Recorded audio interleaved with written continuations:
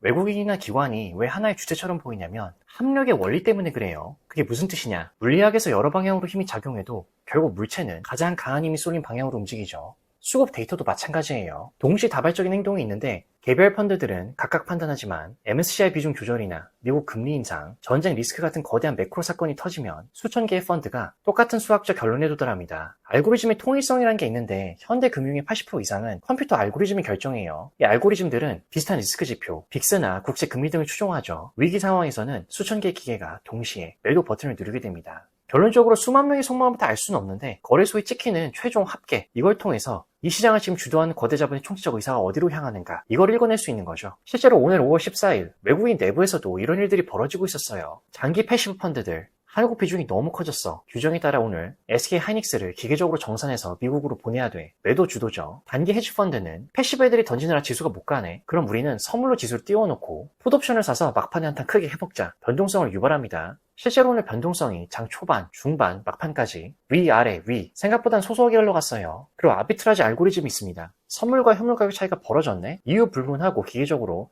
현물 매수, 선물 매도. 결국 외국인이 던진다고 할 때는 1번인 거대 자본의 흐름을 말하는 거고 선물을 꼬신다고 할 때는 2번 투기 자본의 설계를 말하는 거예요. 결국 개미분들이 상대하고 있는 세력들은 이들이 합심해서 만들어낸 최종 결과물인 거죠. 즉 5월 14일 오늘의 충돌 같은 경우는 코스피 지수가 오늘 장 초반에 약 2% 가까이 올라갔다가 장 중반에는 마이너스 0.02%, 그러다가 장 막판에는 다시 2% 가까이 말아 올렸죠. 즉 오늘의 충돌은 집을 부수려는 현물을 매도하는 1번 세력과 정확히는 세력들이겠죠. 부서지는 집에서 도박판을 벌이는 파생이겠죠. 2번 세력이 엉켜있는 거예요. 그리고 그 와중에서도 오늘의 주인공은 삼성전자. 수급의 역사를 돌이켜볼 때도 프로그램 매수 금액이 2조 원 이상 들어왔죠. 이렇게 빠딱 세워놓고 반대로 프로그램 비차익 매도에서는 후수를 하겠지만 약 2조 원 가까이 두드려 패다가 장 막판에 이 금액이 마이너스 7천억으로 줄어들었어요. 즉 금이 삼성전자는 방패이자 정산 창구로서 외국인 현물 매도 세력에 아주 충직한 방패가 됐던 거죠. 자, 여기서 중요한 게 삼성전자가 금일약 4.5% 가까이 마이너스 1.57%까지 떨어졌다가 현재는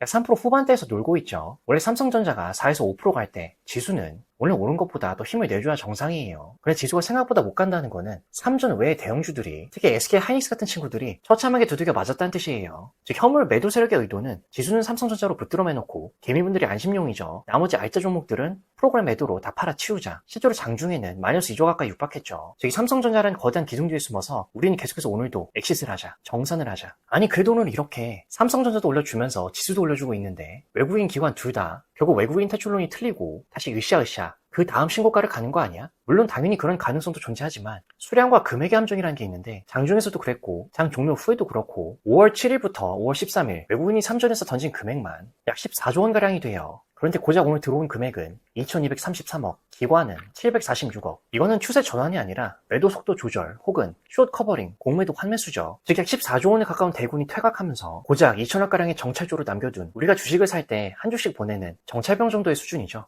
그래서 금일 대형 세력들의 설계는 삼성전자 단 한 종목의 호가를 받쳐서 지수를 빨간색으로 박제해둔 거예요. 지수가 멀쩡해 보여야지 개인분들이 안심하고 달려들죠. 그 틈을 타서 프로그램을 통해 삼성전자를 제외한 나머지 수십 개의 우량주를 무차별적으로 정리한 거죠. 즉 오늘의 주인공인 삼성전자는 실제로 그 역할은 전체 시장의 엑시트를 가려주는 화려한 병풍 역할을 했던 거예요. 자, 그래서 이렇게 하나의 주제를 세워놓고 장 초반 올랐다, 중반에 밀렸다, 다시 장 막판에 말아 올렸죠. 막판에는 꽤 드라마틱한 수급 반전이 일어났는데 장 막판 전까지만 해도 마이너스 1.6조 원이었던 비차익 매도가 마감 시점에 6,700억으로 급격히 줄어들었어요. 즉 장 막판 동시효과에 약 1조 원에 가까운 기습적 매수세가 유입됐다는 뜻이죠. 자, 이 드라마틱한 변화를 냉정하고 유의적으로 보자면 이 장 막판 1조 원의 미스테리는 숏스퀴즈의 완결판이죠. 장 막판에 누군가가 약 9,500억 원어치 프로그램 매도 주문을 취소하거나 그만큼의 매수 주문을 시장가로 쏟아 부은 거예요. 자, 이게 무슨 이야기냐? 하방 숏에 베팅하면서 오늘은 옵션 만기일이었죠. 그래서 서두에 설명드렸던 여러 세력들 중 꽤 많은 숫자가 하방 숏에 베팅하면서 지수를 누르고 있었는데 이 중 몇몇은 장 막판에 지수를 더 누르는 게 불가능하다, 또는 누군가가 이들을 잡아먹으려고 그 큰 금액을 시가에 태워버린 거죠. 즉 종국적으로는 풋옵션 수익보다는 주식을 다시 사들여서 손실을 확정짓는 강제 숏스퀴즈가 발생한 거예요. 결국 지수가 중반에 밀렸다가 종반에 올라갈락 말락 팽팽하게 줄다리를 하고 있었는데 그 균형을 깨트려버린 회심의 일격이었죠. 결국 결과물은 5월 10일 최고가까지 굉장히 근접하게 지금 다닥다닥 붙어가는 형국이에요. 하지만 그래도 중요한 부분은 여전히 비차익 매도가 약 7천억 가까이 남았다는 것. 즉 완전한 기환이 아니라 일단 오늘만 후퇴하자.